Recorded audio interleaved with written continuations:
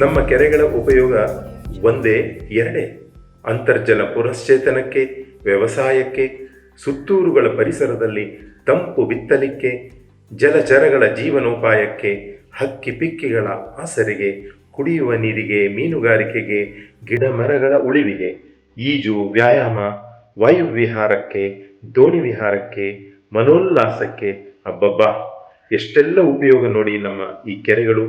ಒಟ್ಟಾರೆ ಊರುಗಳ ಸಕಲ ಜೀವರಾಶಿಯ ಬದುಕಿಗೆ ಬೇಕಿರುವ ಜಲಮೂಲವೇ ಈ ಕೆರೆಗಳು.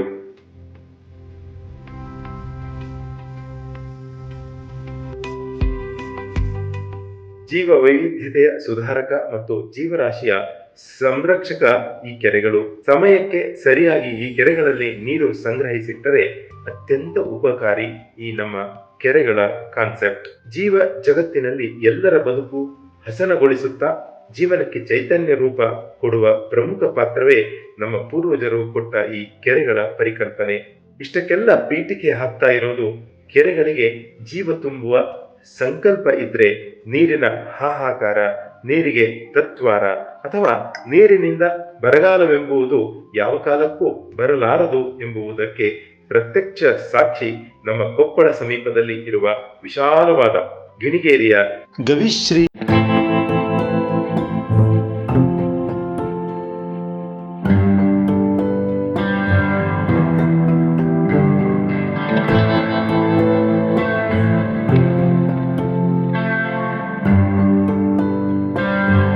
ದಶಕಗಳಿಂದ ಹೂಳು ತುಂಬಿ ನಿರ್ಜೀವವಾಗಿತ್ತು ಈ ಕೆರೆ. ನೀರಿನ ಬಗ್ಗೆ ಸ್ನೇಹ ಇಟ್ಟುಕೊಂಡಿರುವ ಗಿಣಿಗೇರಿಯ ಸುತ್ತೂರು ಜನರು ಪತ್ರಂ ಪುಷ್ಪಂ ತೋಯಂ ಎಂದು ಶ್ರಮದಾನ ಮಾಡಿ ಈ ಕೆರೆಯಲ್ಲಿ ನೀರು ತುಂಬಿ ಹರಿಯುವಂತೆ ಅಭಿವೃದ್ಧಿಪಡಿಸಿದ್ದಾರೆ. ಹೀಗೆ ಮನಸ್ಸಿನಲ್ಲಿ ಸಕಾರಾತ್ಮಕತೆ ಇದ್ದರೆ ಮತ್ತು ಅದಕ್ಕೆಂದು ಸಂಕಲ್ಪವಿದ್ದರೆ, ಜೊತೆಗೆ ಕಾಲಮಿತಿಯ ಕಾರ್ಯತತ್ಪರತೆ ಇದ್ದರೆ ಅದೆಂಥದ್ದೇ ಸಂಕಷ್ಟ ಎದೆಗೆ ಬಂದಪ್ಪಣಿಸಿದರೂ ಮೆಟ್ಟಿ ನಿಂತು ಸಾಧಿಸಬಹುದು ಎಂಬುದಕ್ಕೆ ಗಿಣಿಗೇರಿ ಕೆರೆ ಅಭಿವೃದ್ಧಿ ಸಮಿತಿಯ ಇಚ್ಛಾಶಕ್ತಿಯೇ ಕೆರೆ ಸಂರಕ್ಷಣೆ ಮಾಡಬಯಸುವವರಿಗೆ ಉತ್ತಮ ನಿದರ್ಶನವಾಗುತ್ತದೆ. ಒಂದು ಗುರು ಇರಬೇಕು ಮತ್ತು ಗುರಿ ಇರಬೇಕು ಅಂತ ಹೇಳ್ತಾರೆ. ಗುರಿ ನಮ್ಮದು ಯಾವಾಗಲೂ ಇತ್ತು, ಈ ಗಿಣಿಗೇರಿ ಕೆರೆಯನ್ನು ಅಭಿವೃದ್ಧಿ ಮಾಡಬೇಕು, ಗಿಣಿಗೇರಿ ಕೆರೆಗೆ ಒಂದು ಪುನಶ್ಚೇತನ ಮಾಡಬೇಕು, ಯಾವಾಗಲೂ ನೀರು ನಿಲ್ತಕ್ಕಂಥ ಒಂದು ಪ್ರಯತ್ನ ಮಾಡಬೇಕು ಅನ್ನೋದು ನಮ್ಮದು ಇತ್ತು. ಗಿಣಿಗೇರಿಯ ಹಿರಿಯರು ಮತ್ತು ಚುನಾಯಿತ ಪ್ರತಿನಿಧಿಗಳು ಎಲ್ಲರದ್ದು ಕೂಡ ಅಭಿಪ್ರಾಯ ಇತ್ತು.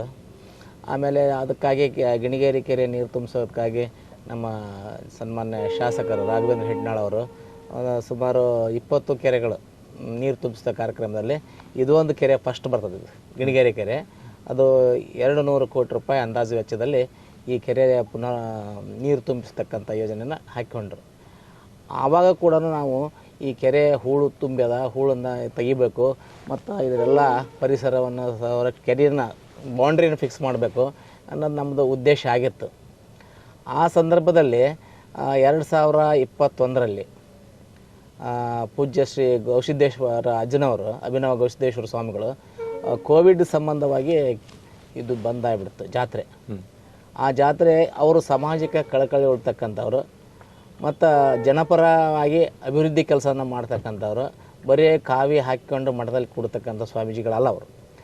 ಆದರೆ ಅವರು ಏನು ಮಾಡಿದರು, ಗಿಣಿಗೇರಿ ಕೆರೆಯನ್ನು ಒಂದು ಸಂರಕ್ಷಣೆ ಮತ್ತು ಸಂವರ್ಧನೆ ಮಾಡಬೇಕು ಅನ್ನೋ ಸಂಕಲ್ಪವನ್ನು ಜಾತ್ರೆಯಲ್ಲಿ ಮಾಡಿದ್ರು ಅವರು. ಈ ಜಾತ್ರೆ ಆಗಿಲ್ಲ, ಹೆಂಗಿದ್ರು ಗಿಣಿಗೇರಿ ಕೆರೆಗೆ ಜಾತ್ರೆ ಆಗಲಿ ಅನ್ನೋದು ಅವ್ರದ್ದು ಒಂದು ತೀರ್ಮಾನ ಆಯಿತು. ಆ ತೀರ್ಮಾನದ ಪ್ರಕಾರ ಒಂದು ಸರಿ ಗಿಣಿಗೇರಿಗೆ ಬಂದರು. ನಮ್ಮ ಉದ್ದೇಶನೂ ಅದಾಗಿತ್ತು, ಆ ಕಾಲ ಮೇಳ ಕೂಡಿಸಿಕೊಟ್ಟಂಗೆ ಆಯ್ತದು. ನಾವು ಅದ ಪ್ರಯತ್ನದಲ್ಲಿದ್ವಿ. ಅದಕ್ಕೆ ಹಂಗೆ ಒಂದು ಮುಂಚೂಣಿಯಲ್ಲಿ ಇರ್ತಕ್ಕಂಥವ್ರು, ಅದನ್ನೊಂದು ಲೀಡ್ ತೊಗೊಳ್ತಕ್ಕಂಥವ್ರು, ಅದರ ಎಲ್ಲ ಒಂದು ಜವಾಬ್ದಾರಿ ತೊಗೊಳ್ತಕ್ಕಂಥವ್ರು ನಮ್ಮಲ್ಲಿ ಅದರ ಇದ್ದಿಲ್ಲ ಟೈಮ್ನಲ್ಲಿ. ಹಾಗಾಗಿ ಅವರು ಬಂದಾಗ ನಾವೆಲ್ಲರೂ ಬಹಳ ಸಂತೋಷ ಆಯಿತು. ಗುರುಗಳನ್ನ ಬಂದಾರಲ್ಲ, ಗುರುಗಳು ಬಂದ ನಂತರ ನಾವು ನಮ್ಮ ಕಾರ್ಯ ಸುಗಮವಾಗಿ ಆಗುತ್ತಾ ಅಂತಂದು ನಾವೆಲ್ಲ ಭಾವಿಸಿದ್ವಿ. ಕೊಪ್ಪಳ ಜಿಲ್ಲೆ ಆನೆಗೊಂದಿ ಪ್ರದೇಶದ ಊರು ಗಿಣಿಗೇರಿ. ಇಲ್ಲಿ ಕೊಪ್ಪಳದ ಗವಿಸಿದ್ದೇಶ್ವರ ಮಠದ ಅಭಿನವ ಗವಿಸಿದ್ದೇಶ್ವರ ಶ್ರೀಗಳ ಮಾರ್ಗದರ್ಶನ ಮತ್ತು ಕೆರೆ ಅಭಿವೃದ್ಧಿ ಸಮಿತಿ ಅಧ್ಯಕ್ಷ ಸುಬ್ಬಣ್ಣಾಚಾರ್ಯರ ಸಾರಥ್ಯದಲ್ಲಿ ಸುತ್ತೂರುಗಳ ಅನೇಕ ಯುವಕರು ಸಂಘ ಸಂಸ್ಥೆಗಳು, ಉದ್ಯಮ ಸಂಸ್ಥೆಗಳು, ಅಧಿಕಾರಿಗಳು, ಪೊಲೀಸರು ಅಷ್ಟೇ ಏಕೆ ಈ ಊರ ಮಕ್ಕಳು, ಯುವಕರು, ಮಹಿಳೆಯರು ಎಲ್ಲರೂ ಈ ಗಿಣಿಗೇರಿ ಕೆರೆಗೆ ಜೀವ ತುಂಬಲು ಶ್ರಮದಾನ ಮಾಡಿದ್ದಾರೆ. ನಮ್ಮ ಗಿಣಿಗೇರಿಯಲ್ಲಿರ್ತಕ್ಕಂಥ ಗುರು ಹಿರಿಯರು ಮತ್ತು ಸಂಘ ಸಂಸ್ಥೆಗಳು, ಎಲ್ಲ ಸಮುದಾಯದವರು ಮತ್ತು ಚುನಾಯಿತ ಪ್ರತಿನಿಧಿಗಳು ಮತ್ತು ಸುತ್ತಮುತ್ತಲಿರ್ತಕ್ಕಂಥ ಕೋಳಿ ಫಾರ್ಮ್ನವರು, ಇಂಡಸ್ಟ್ರಿಯಲ್ನವರು, ಕಲ್ಯಾಣಿ ಸ್ಟೀಲ್ಸು, ಮುಕುಂದ ಸ್ಟೀಲ್ಸು, ಹಾಸ್ಪೆಟ್ ಸ್ಟೀಲ್ಸು ಮತ್ತು ಇದು ಅಲ್ಟ್ರಾಟೆಕ್ನವರು, ಇವರೆಲ್ಲ ಪೋಲ್ಟ್ರಿ ಫಾರ್ಮ್ಸ್ ಯೂನಿಯನ್ ಅದ ಅದಕ್ಕೂ ಅವರು ಕೂಡ, ಇಟ್ಟಂಗಿ ಬಟ್ಟಿಯವರು ಕೂಡ ಅದರ ಇವರೆಲ್ಲ, ಮತ್ತು ಗಿಣಿಗೇರಿಯಲ್ಲಿರ್ತಕ್ಕಂಥ ಸರ್ಕಾರಿ ನೌಕರರು, ಇದು ಕಾರ್ಮಿಕರು ಎಲ್ಲರೂ ಪ್ರತಿಯೊಬ್ಬರೂ ಕೂಡ ಇದಕ್ಕೆ ಸಹಾಯ ಮಾಡಿದರು. ಎಲ್ಲರ ಸಹಾಯದಿಂದ ಕೆರೆ ತುಂಬಿ ಕೆರೆ ಎಲ್ಲ ಅಭಿವೃದ್ಧಿ ಆಯಿತು. ಇದು 2021 ಜನವರಿ 21ರಂದು ಇದು ಭೂಮಿ ಪೂಜೆ ಆಯಿತು. ಇದಕ್ಕಿಂತ ಮುಂಚೆ ಇದೊಂದು ಗಿಣಿಗೆರೆ 260 ಎಕರೆ ಉಳ್ಳಂಥ ಇದೊಂದು ಗಿಣಿಗೆರೆ ಕೆರೆ. 2008ರಲ್ಲಿ ಇದೊಂದು ಕೋಡೆ ಬಿದ್ದಿತ್ತು. ತದನಂತರ 10-12 ವರ್ಷ ಆದರೂ ಇದೊಂದು ಕೋಡೆ ಬೀಳಲಿಲ್ಲ. 2020-21ರಲ್ಲಿ ಕೋವಿಡ್ ಬಂತು. ಇಡೀ ಜಗತ್ತೇ ದಿಗ್ಭ್ರಮೆ ಆದಂಥ ಒಂದು ರೋಗ ಬಂತು. ಆ ಒಂದು ಸಂದರ್ಭದಲ್ಲಿ ಎಲ್ಲ ಮಹಾತ್ಮರು ಒಂದೊಂದು ಕೆಲಸವನ್ನು ಮಾಡಿದರೆ ನಮ್ಮ ಒಂದು ಪರಮಾತ್ಮ ನಡೆದಾಡುವ ದೇವರಂತ ಕರೆಯಲ್ಪಡಂಥ ಗವಿಸಿದ್ದೇಶ್ವರ ಸ್ವಾಮೀಜಿಗಳು ಒಂದು ಒಂದು ನಿರ್ಣಯವನ್ನು ಮಾಡಿದರು. ಈ ವರ್ಷ ರಥವನ್ನು ನಾವು ಗಿಣಿಗೇರಿ ಕೆರೆಯಲ್ಲಿ ಎಳೆಯೋಣ ಅಂತೇಳಿ. ಅದರ ಒಂದು ಉದ್ದೇಶವನ್ನು ತೆರಿಗೆ ಅವರು ಪತ್ರಿಕೆ ಪ್ರಕಟಣೆಯಲ್ಲಿ ತಿಳಿಸಿದಾಗ, ಇಲ್ಲ ಈ ವರ್ಷ ಕೋವಿಡ್ ಇರೋದರಿಂದ ನಾವಿಲ್ಲೇನು ವೆಚ್ಚ ಮಾಡಲಿಕ್ಕಾಗೋದಿಲ್ಲ, ರಥವನ್ನು ನಾನು ಕೊಪ್ಪಳ ಮಂಟಪದ ಮುಂಭಾಗದಲ್ಲಿ ಎಳೆದರೆ ಜಾತ್ರೆಯನ್ನು ಗಿಣಿಗೇರಿ ಕೆರೆಯಲ್ಲಿ ಮಾಡ್ತೀನಿ ಅಂತೇಳಿ. ಸೊ ಪತ್ರಿಕೆಯವರು ಕೇಳಿದರು, ಜಾತ್ರೆಯನ್ನು ಗಿಣಿಗೇರಿ ಕೆರೆಯಲ್ಲಿ ಮಾಡ್ತೀನಿ ಅಂದರೆ ಯಾವ ರೀತಿ ಅಂತ ಹೇಳಿದಾಗ, ಇಲ್ಲಿ ಹೆಂಗೋ ನಿಮಗೆ 1 ತಿಂಗಳ 2 ತಿಂಗಳ ಅನ್ನದಾಸೋಹ ಇರ್ತಾಯಿತ್ತು, ಕಾಯಕ ಕೆಲಸಕ್ಕೆ ಇರ್ತಾಯಿತ್ತು, ಅದೇ ರೀತಿ ಆ ಒಂದು ಸೇಮ್ ಕೆಲಸವನ್ನು ಗಿಣಿಗೇರಿ ಕೆರೆಯಲ್ಲಿ ಮಾಡಲಿದ್ದೀರಿ ಅಂತ ಹೇಳಿದರು. ಅದಾದ ನಂತರ ನಮ್ಮ ಸ್ವಾಮೀಜಿಯವರು ಗಿಣಿಗೇರಿನ ಹಿರಿಯ ಸಭೆಯವರು ಎಲ್ಲ ಸಭೆಯನ್ನು ಕರೆದು ಈ ಥರ ಹೇಳಿದರು, ಈ ಥರ ಮಾಡ್ಬೇಕು ಎಲ್ಲರ ಒಂದು ಒಪ್ಪಿಗೆ ಮೇರೆಗೆ ಇದು ಫಸ್ಟು ಸರ್ವೆ ಆಯಿತು. ಸರ್ವೆ ಆದ ನಂತರ ಇಮಿಡಿಯೇಟ್ MI ಡಿಪಾರ್ಟ್ಮೆಂಟ್ ಅವ್ರಿಗೆ ಇದನ್ನು ನಾವು ಈ ಥರ ಮಾಡ್ತಾಯಿದ್ದೀವಿ ಅಂತ ಒಂದೆಲ್ಲ ಪ್ರಪೋಸಲ್ ಕೊಟ್ವಿ. ನಮ್ಮದೊಂದು ಸಂಘವನ್ನು ರಚನೆ ಮಾಡಿದ್ವಿ. ರಚನೆ ಆದ ನಂತರ ಇದಕ್ಕೊಂದು ಡೇಟನ್ನು ಫಿಕ್ಸ್ ಮಾಡಿದ್ವಿ. ಇಲ್ಲ 2021 ಫೆಬ್ರವರಿ 21ರಂದು ಇದಕ್ಕೊಂದು ಭೂಮಿ ಪೂಜೆ ಮಾಡೋಣ, ಆ ಭೂಮಿ ಪೂಜೆದಿಂದಲೇ ಈ ಒಂದು ಸಂಕಲ್ಪ ಪಡೋಣ ಅಂತೇಳಿ ನಾವು ಸಂಕಲ್ಪ ಮಾಡಿದ್ದು ಕೇವಲ ಇಷ್ಟೇ. ಕೇವಲ ಇಲ್ಲಿ ಹೂಳು ತುಂಬಿರೋಂಥ ಒಂದು ಕೆರೆಯಲ್ಲೇ ಹೂಳು ತೆಗೆಯೋಣ ಅಂತ ಅಷ್ಟೇ ಮಾಡಿದ್ದು. ಯಾವುದೇ ರೀತಿ ಬಂಡ್ ನಿರ್ಮಾಣ ಮಾಡೋದಾಗಲಿ ಆ ಥರ ಯಾವುದೇ ಒಂಥರ ಮೊದಲನೇ ಸಂಕಲ್ಪ ಇರಲಿಲ್ಲ. 21ನೇ ತಾರೀಕು ನಾವು ಸಂಕಲ್ಪ ಮಾಡಿ ಪೂಜೆ ಮಾಡಿ ಎಲ್ಲ ಒಂದು ಕೈಗಾರಿಕಾ ಉದ್ಯಮಿಗಳಾಗಲಿ, ಇಲ್ಲಿರೋಂಥ ಎಲ್ಲ ರೈತರಾಗಿರಲಿ, ಪ್ರತಿಯೊಬ್ಬ ಆಡಳಿತ ವರ್ಗದವರು ಎಲ್ಲ ಸೇರಿಬಿಟ್ಟು ಒಂದು ಉದ್ಘಾಟನೆ ಮಾಡಿದರು. ಅವತ್ತಿನ ದಿವಸ ಸಾಯಂಕಾಲ 4 ಗಂಟೆಗೆ ಒಂದು ಕಡಿಮೆ ಅಂದರೆ ಒಂದು 25 JCBಗಳು, ಒಂದು 4 ಪೋಕ್ಲೈನ್ಗಳು, ಅದರ ಜೊತೆಗೆ ಒಂದು 25 ಟಿಪ್ಪರ್ಗಳು ಅವತ್ತಿನ ದಿವಸ ಒಂದು ಪೂಜೆ ಮಾಡಿ ಕೆಲಸವನ್ನು ಆರಂಭಿಸಿದೆವು. ಅವತ್ತಿನಿಂದ ಮೇ 9ನೇ ತಾರೀಕು 2021 ಮೇ 9ರ ತಾರೀಕುವರೆಗೂ ಈ ಒಂದು ಸುದೀರ್ಘ ಕಾಲದ ನಮ್ಮ ಒಂದು ಈ ಒಂದು ಗಿಣಿಗೇರಿ ಕೆರೆಯಲ್ಲಿ ಕೆಲಸ ನಡೀತು.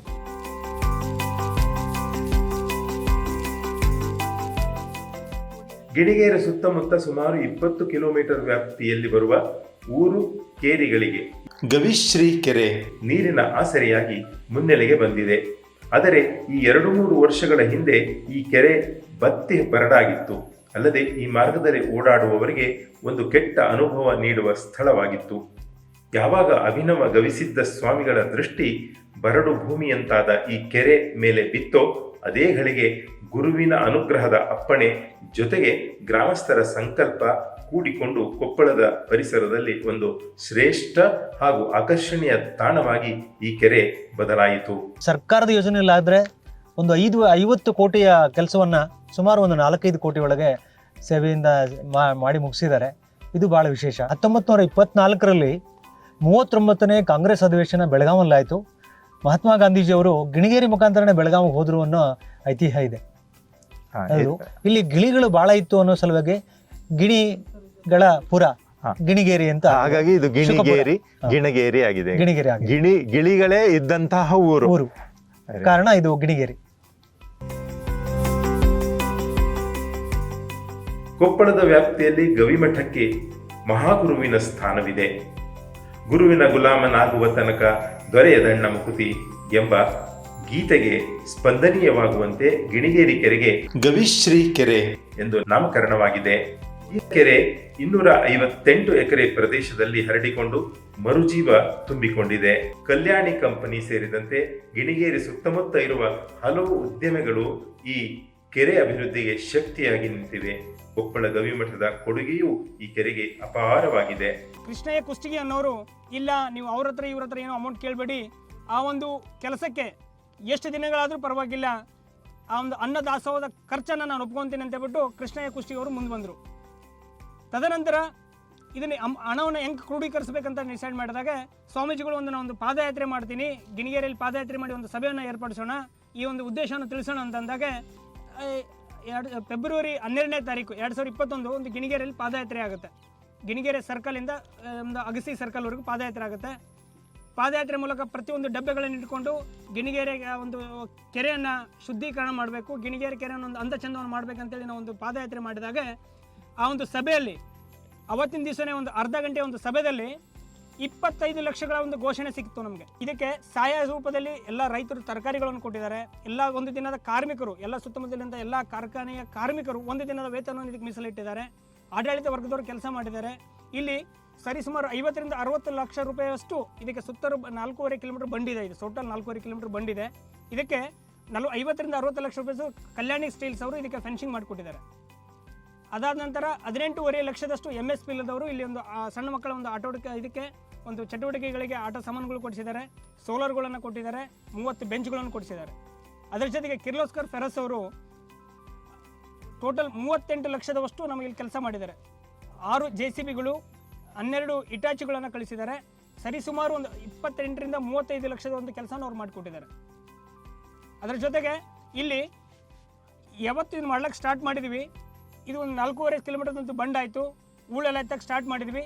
ಮತ್ತೆ ಅಜ್ಜನಿಲ್ಲ ಏನಾದರೂ ಮಾಡಬೇಕು ಇದಕ್ಕೆ ಅಂತ ತೀರ್ಮಾನ ಮಾಡಿದಾಗ ನಡುಗಡೆ ಮಾಡ್ಬೇಕಂತ ಡಿಸೈಡ್ ಮಾಡಿದ್ವಿ. ಒಂದು ವಾಚಿಂಗ್ ಟವರ್ ಮಾಡ್ಬೇಕಂತ ಡಿಸೈಡ್ ಮಾಡಿದ್ವಿ. ಬಟ್ ಸೆಕೆಂಡ್ ಕೋವಿಡ್ ಬಂದ್ಬಿಟ್ಟು ನಮಗೆ ಒಂದು ಹೊಡೆತ ಸ್ಟಾಪ್ ಆಗಿ ಇಲ್ಲಿ ಒಂದು ನಡುಗಡ್ಡೆಯನ್ನು ಅರ್ಧಕ್ಕೆ ನಿಲ್ಲಿಸಿದ್ವಿ ನಾವು ನಡುಗಡ್ಡೆಯನ್ನು.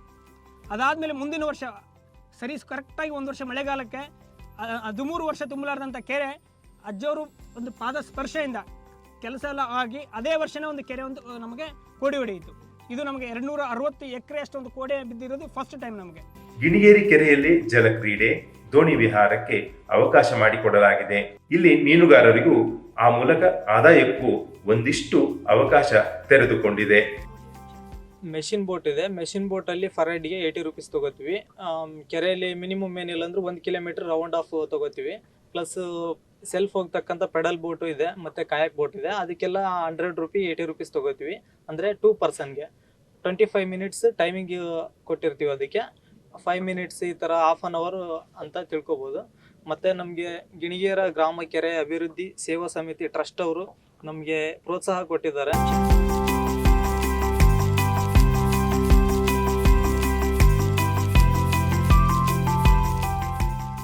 ಕೆರೆ ಅಂಚಿನ ಅಂಗಳದಲ್ಲಿ ಒಂದು ಉತ್ತಮವಾದ ಉದ್ಯಾನದ ಅಂಗಳದಲ್ಲಿ ಕಣ್ಣಿಗೆ ಹಚ್ಚ ಹಸುರಿನ ಬೆಳಗನ್ನು ತಂದಿಡುವ ಗಿಡಮರಗಳ ರಾಶಿಗೆ ಉದಯವಾಗಿದೆ. ಹಿರಿಯರ ಮನೋಲ್ಲಾಸಕ್ಕೆ ಈ ಉದ್ಯಾನ ತೆರೆದುಕೊಂಡಿದೆ. ಮಕ್ಕಳಿಗಂತೂ ಇಲ್ಲಿ ಆಟೋಟಕ್ಕೆ ಕೆಲವು ಆಟಿಕೆಗಳು ಉಂಟು. ಗಿಡ ಮೇಂಟೆನೆನ್ಸ್ ಎಲ್ಲ ಇದು ಅಷ್ಟು ನೀರು ಬಿಡೋದು, ಅಷ್ಟು ಇದಕ್ಕೆ ಗೊಬ್ಬರ ಹಾಕೋದು ಎಲ್ಲದು ಮಾಡ್ತಿದ್ದೆ ಸರ್. ನಾನು ಒಬ್ಬನೇ ಇಲ್ಲಿರೋದು. ಈ ಗೌಶ್ರೀ ಕೆರೆಯಲ್ಲಿ ಯಾರು ಪ್ಲಾಸ್ಟಿಕ್ಕನ್ನು ಯಾರು ಬಿಡಬಾರ್ದು. ಆಮೇಲೆ ಇಲ್ಲಿ ರಕ್ಷಣೆ ಮಾಡಿರಿ. ಆಮೇಲೆ ಪ್ಲಾಸ್ಟಿಕ್ ಇಲ್ಲೆಲ್ಲ ಡಸ್ಟ್ಬಿನ್ನಿಗೆ ಹಾಕ್ರಿ. ಮಕ್ಕಳಿಗೆ ಆಡೋದು ಎಲ್ಲ ಚಲೋ ಐತಿ, ಗಿರತಿಲ್ಲಿ ಇಷ್ಟ ಆಯ್ತು ನಮಗೆ ಅಂತೂ ಪಾರ್ಕಿಲ್ಲಿ.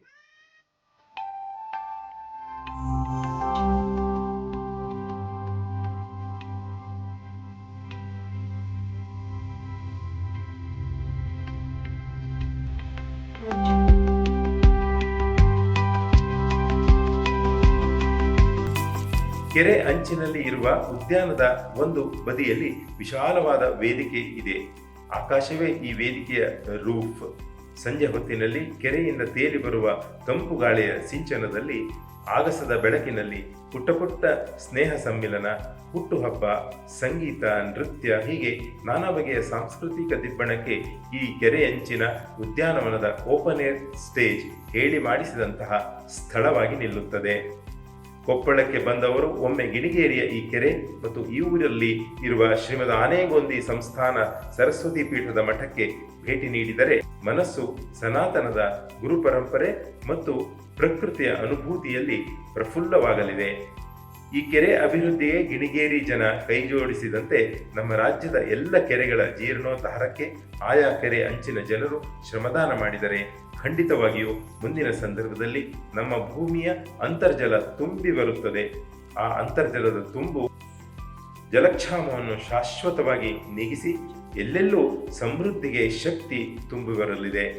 ಈ ಶಕ್ತಿ ವಿಶ್ವದ ನೆಲೆಯಲ್ಲಿ ಭಾರತ 3ನೇ ಬಲಾಢ್ಯ ಆರ್ಥಿಕ ರಾಷ್ಟ್ರವಾಗಿ ಎದ್ದು ನಿಲ್ಲಲು ಒಂದೆನಿತು ಗತಿಶಕ್ತಿ ತುಂಬುತ್ತದೆ. ಬನ್ನಿ ಈ ಮಳೆಗಾಲಕ್ಕೆ ನಮ್ಮೂರ ಕೆರೆ ತುಂಬಿಸೋಣ, ಜೀವಕೋಟಿಗೆ ಇನಿತು ನೆರವಾಗೋಣ. Camera reporter Annappa B Gowda ಜೊತೆ ಶ್ಯಾಮ್, ಗಿಣಿಗೇರಿ.